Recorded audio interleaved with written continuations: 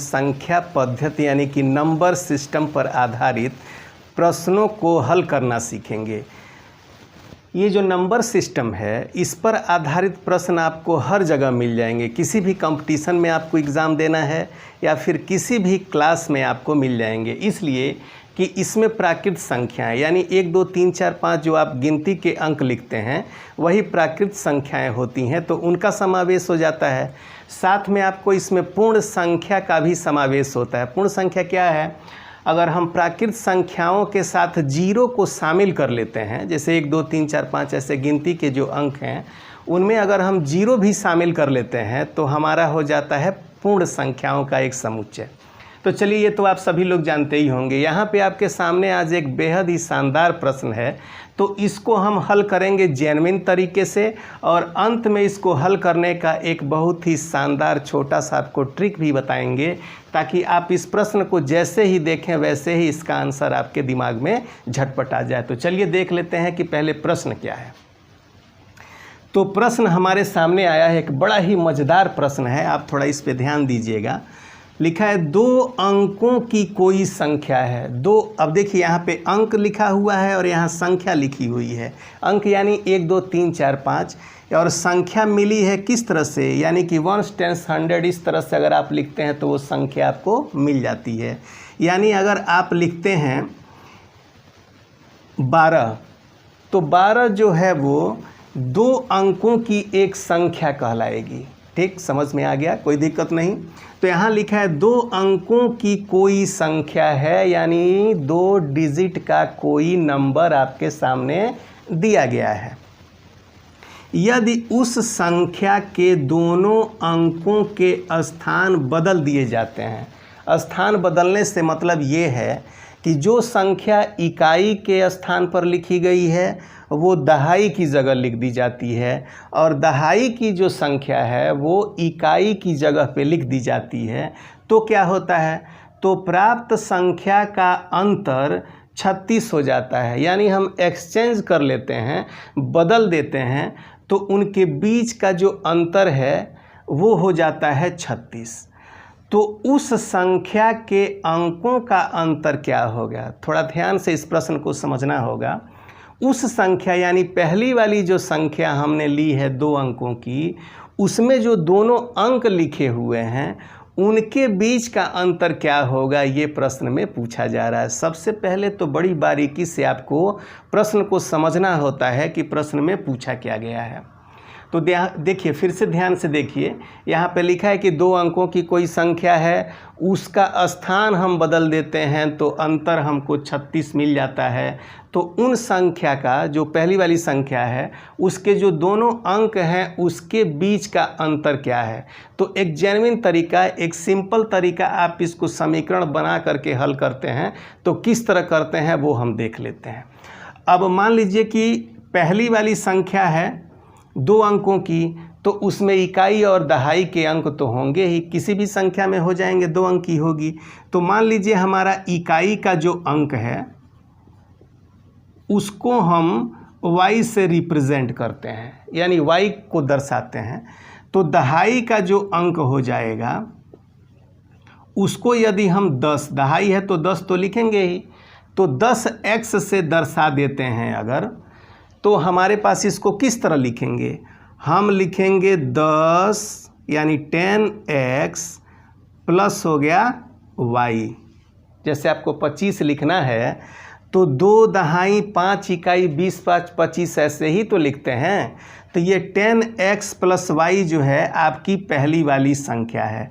अब कंडीशन क्या है? अगर बदल दिया जाता है यानी ये जो y है वो दहाई की जगह आ जाता है तो वो हो जाता है 10y, और ये जो दहाई का अंक है इकाई की जगह चला जाता है तो वो हो जाता है सिंपल x।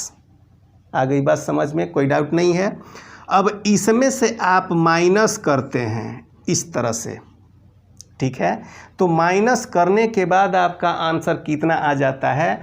36 आ जाता है, यानी कि यहाँ पर आपका 36 आ जाता है। तो इसको हम लिखते कैसे हैं? ऐसे लिख रहे हैं, देखिए, ये 10x प्लस y माइनस ऐसे कर दीजिए, ये 10y माइनस x बराबर हो गया 36। ठीक है, अब देखिए यहाँ 10x है तो हमेशा एक जैसे नंबरों के साथ ही तो आप कोई क्रिया करेंगे। तो यहाँ भी 10x है और यहाँ x है, यानी 10x में से यदि आपने x को माइनस कर दिया तो आपके पास बचता है 9x। समझ में आ रहा है, ये 10x है और इसमें से माइनस आपने x कर दिया, यानी कि 10 आम अगर आपके पास है उसमें से एक आम निकाल लेंगे तो कितना आम बचेगा, 9 आम बचेगा। इसी तरह से 10 में से आपने एक x निकाल लिया तो आपके पास 9x बच गया। ये आप अच्छी तरह समझ गए होंगे।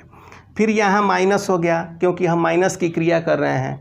अब हमारे पास y है और यहाँ 10y है, ये माइनस 10y है, ये प्लस 10y है, यानी एक आपके पास है और 10 आपने कर्ज ले लिया एक तरह से, आप समझिए। तो यहाँ पर हो जाएगा माइनस 9y, यानी 10 है और ये y है। अब यहाँ पर आपका हो गया 36 यानी 36। 9x माइनस 9y बराबर हो गया 36। अब देखिए 9 यहाँ भी है और 9 यहाँ भी है, यानी कॉमन है दोनों जगह। तो आप 9 को किनारे कॉमन कर लीजिए तो बच क्या गया, 9 से 9 डिवाइड हो गया, x बचा। इस 9 से ये 9 डिवाइड हो गया तो सिर्फ y बचा, यानी 9x minus y equal to हो गया 36, यानी 9x माइनस वाई बराबर 36। और आपको क्या पता करना है, x और y जो पहली वाली संख्या है उनके बीच का अब आपको अंतर पता करना है। तो हम x माइनस वाई यानी बीच का अंतर अब निकालने जा रहे हैं। तो यहाँ पर हमारा 36 है तो यहाँ हमने 36 लिख दिया। अब ये जो 9 है इसके साथ हमने इसको गुणा किया है, गुणा का चिन्ह लगा नहीं रहता है, इसमें छिपा रहता है। तो यहाँ पर हम इसको 9 से भाग दे देंगे यानी बटा कर देंगे। तो 9 का पहाड़ा आप पढ़ेंगे ताकि आपको 36 मिल जाए। तो 9 का पहाड़ा आप कितनी बार पढ़ रहे हैं, 9 चौको होता है 36 यानी 4, यानी x और y जो अंक है पहली वाली संख्या के अंक जो हैं उनका अंतर आपको 4 मिल जाएगा। यही हमसे पूछा जा रहा है और यही हमारा आंसर हो जाएगा। ठीक है, अब देखिए इसको आप किस तरह से समझ पाएंगे। अब देखिए कोई संख्या हम लेते हैं 62 मान लीजिए हम लेते हैं इसको प्रूफ करने के लिए। अगर 62 हमारे पास संख्या है, ये इकाई का अंक है, ये दहाई का अंक है, इसमें से हम बदल देते हैं 2 और 6।